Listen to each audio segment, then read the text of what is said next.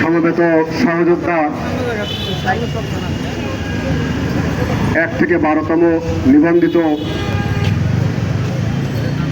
ভাই ও বোনেরা, আপনারা জানেন আমাদের এই 1 থেকে 12তম যারা নিয়োগ বঞ্চিত হয়ে আছি, আমাদের জন্য এই শাহবাগ মোড়টি একটি ঐতিহাসিক জায়গা। আর এই ঐতিহাসিক জায়গাটি আমাদের পরবর্তী জীবনে যেন সারা জীবনের জন্য স্মৃতিময় হয়ে থাকে, সেই ব্যবস্থার জন্য আমরা যথাসাধ্য চেষ্টা করেছি। এবং ইতিমধ্যে আমাদের আমির হোসেন স্যার একটি বক্তব্য দিয়েছেন।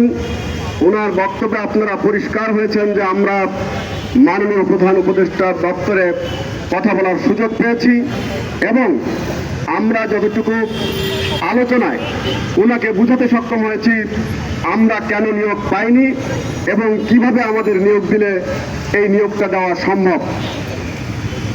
এ পর্যন্ত শিক্ষা মন্ত্রণালয়, এনটিআরসি সহ বিভিন্ন দপ্তরে আমরা বহুবার ধর্ণা দিয়েছি, কিন্তু অত্যন্ত পরিতাপের বিষয় আমাদের ব্যাপারে কেউ প্রকৃতপক্ষে সিদ্ধান্ত নেওয়ার মানসিকতা আমরা দেখতে পাই নাই। আর সেই কারণে আমরা আজকে এই লং মার্চ সহ আজকের অবস্থান কর্মসূচি ঘোষণা করেছিলাম। এই লং মার্চের ঘোষণার কারণেই আজকে আমাদের প্রধান উপদেষ্টার দপ্তরে কথা বলার সুযোগ হয়েছে।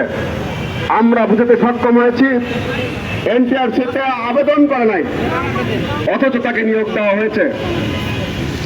3বার একই প্রতিষ্ঠানে 3টা বিজ্ঞপ্তিতে আবেদন করেছে, অথচ নিয়োগ দেওয়া হয়নি এবং সেখানে বলা হয়েছে যোগ্য শিক্ষক পাওয়া যায়নি। এরকম চরম মিথ্যাচারের মধ্য দিয়ে যে প্রতিষ্ঠান চলে, সেই প্রতিষ্ঠানের মিথ্যাচারগুলিকে আমরা সুস্পষ্টভাবে উপস্থাপন করতে পেরেছি। সম্মানিত শিক্ষক মণ্ডলী, আমরা আপনাদেরকে আশ্বস্ত করতে চাই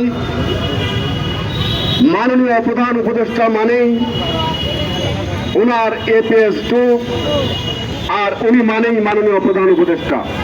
ওনার সাথে আমরা যখন কথা বলেছি উনি অত্যন্ত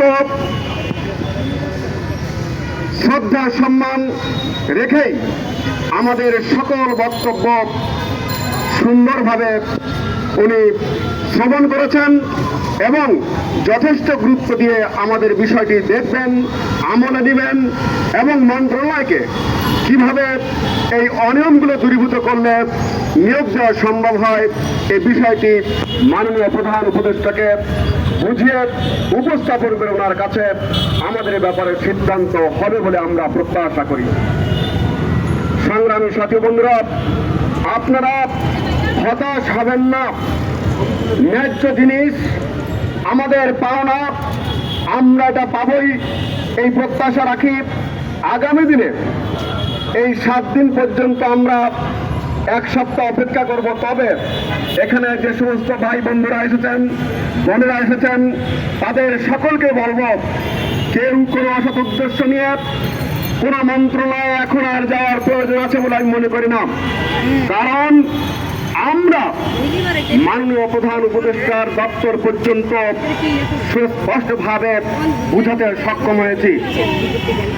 আমি বলতে চাই, আপনারা মনে রাখবেন, একজন ছেলে বা মেয়ে এসএসসি পাস করার পর ওনাকে আর বলা লাগে না 5ম শ্রেণী পাস করেছে কিনা। আমরা ঠিক একইভাবে বলতে চাই, মাননীয় প্রধান উপদেষ্টার দপ্তরে যখন আমরা গিয়েছি আমাদের সিদ্ধান্ত সুস্পষ্ট হওয়ার পথে, শুধু কাজটি প্রক্রিয়াধীন বিষয়, আর সেই জন্য আমরা 7 দিন অপেক্ষা করব। আমরা অবশ্যই আশা করি আমাদের নিয়োগের নিশ্চিত ঘোষণা আসবে ইনশাআল্লাহ। আর সেই আশা নিয়েই এই ঐতিহাসিক শাহবাগ চত্বর